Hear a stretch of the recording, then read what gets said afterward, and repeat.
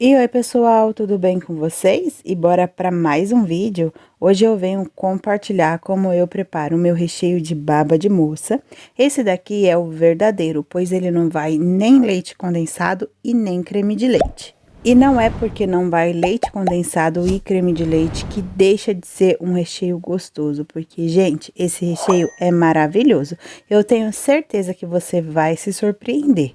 Então, bora para a receita e fiquem ligadinhos até o final, porque esse recheio tem muitas dicas importantes para você conseguir aí um preparo perfeito. Para começar esse recheio, eu preciso preparar uma calda.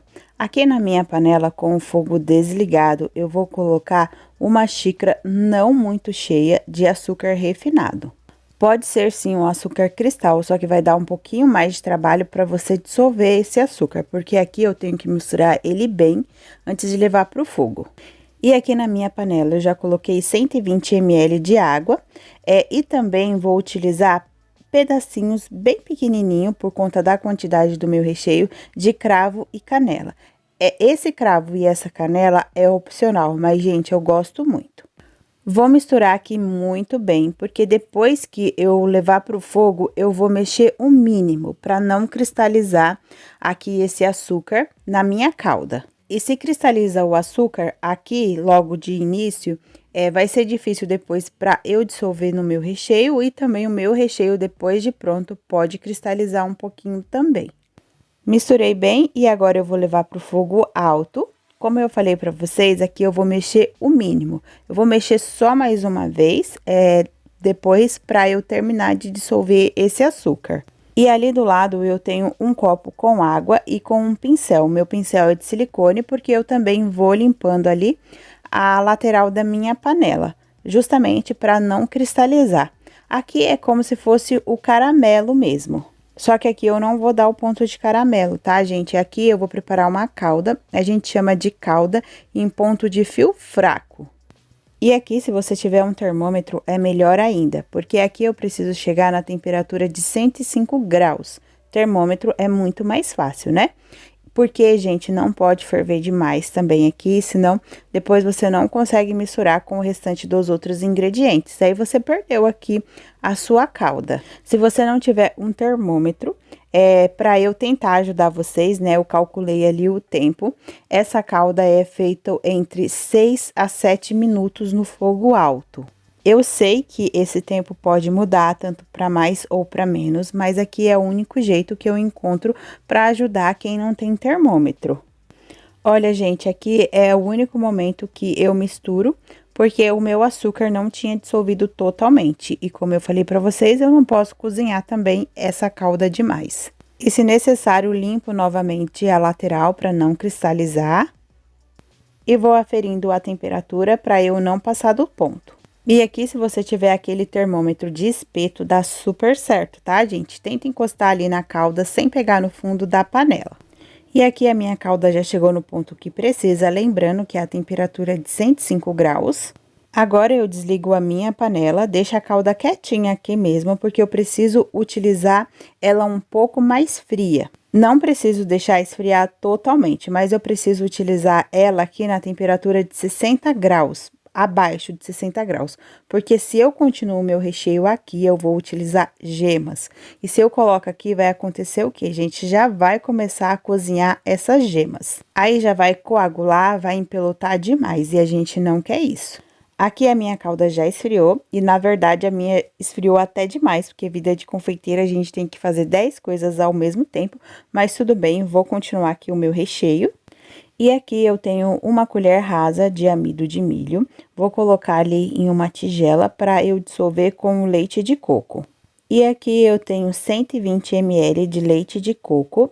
E, gente, aqui dependendo o que você for utilizar esse recheio, você não precisa utilizar o amido. Se você quer um recheio mais fluido para um bolo no pote, nem precisa, tá? Aqui eu utilizei porque ia ser para um bolo recheado, um bolo festivo. Então, eu precisava utilizar ele. E não é muito amido, tá, gente? Aqui eu vou dissolver o que eu puder no leite de coco e depois eu passo na peneira, porque mesmo assim ficam uns gruminhos.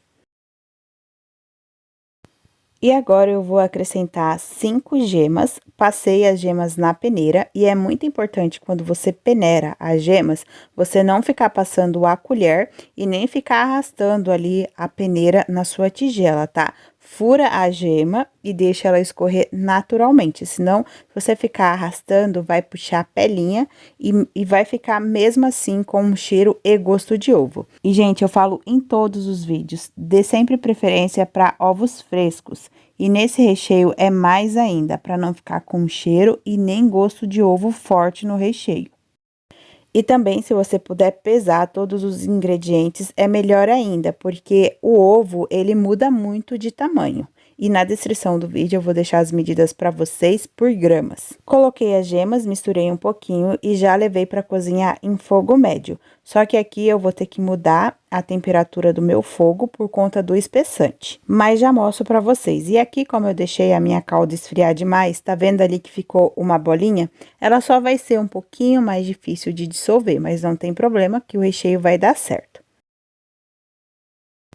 E aqui o meu recheio começa a cozinhar, eu já deixo ele ali no fogo bem baixinho por conta do espessante, o amido. E as gemas também é um espessante, então aqui ele tem bastante. E se você continua no fogo um pouco mais alto, corre o risco desse recheio empelotar todo. Não está perdido, tá, gente? Mas dá um pouquinho mais de trabalho para tirar os gruminhos.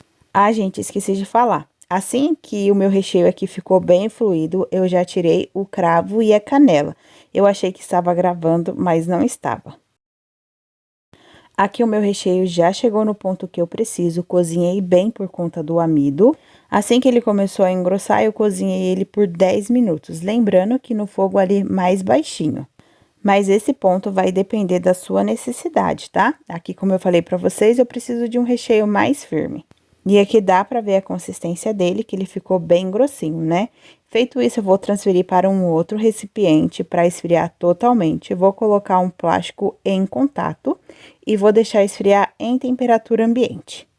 Aqui o meu recheio já esfriou, esfria bem rapidinho, porque é pouco o recheio também.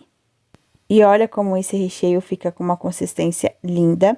E tem muita gente que despreza recheio, que não utiliza leite condensado e nem creme de leite. Mas, gente, o sabor é muito bom. E na confeitaria tem muitos recheios assim. E esse recheio, como eu falei para vocês, é a verdadeira baba de moça, que não utiliza leite condensado e nem creme de leite. Mas é claro que tem várias receitas aí que utiliza. Eu sempre falo, utilize o que é melhor para você. Ah, gente, esqueci de falar para vocês. Aqui as gemas vai influenciar muito na cor desse recheio. O meu ficou assim bem amarelinho, porque como vocês viram, a minha gema tava bem amarelinha. Pode ser que o seu recheio não fique dessa cor por conta da cor das gemas. A gente sabe, né? Tem algumas que vêm bem clarinha.